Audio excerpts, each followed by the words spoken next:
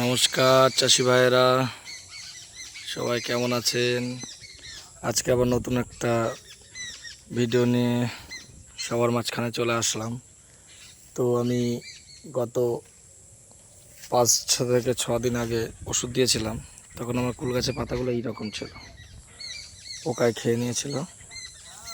তো ওষুধ দেওয়ার পরে দেখুন, এই যে নতুন নতুন যে পাতাগুলো বার হচ্ছে পুরো পরিষ্কার। পাতার পেছনে দেখতে হবে যে কোনো রোগ আছে নাকি, দেখেছেন?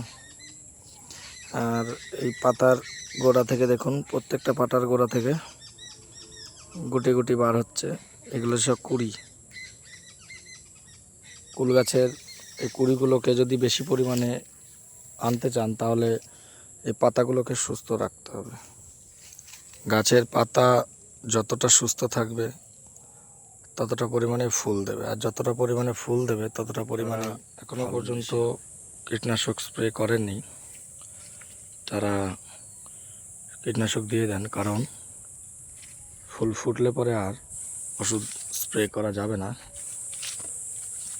কারণ ওষুধটা স্প্রে করলে ফুলের যে পরাগটা থাকে সেটা নষ্ট হয়ে যায় কীটনাশকের জন্য।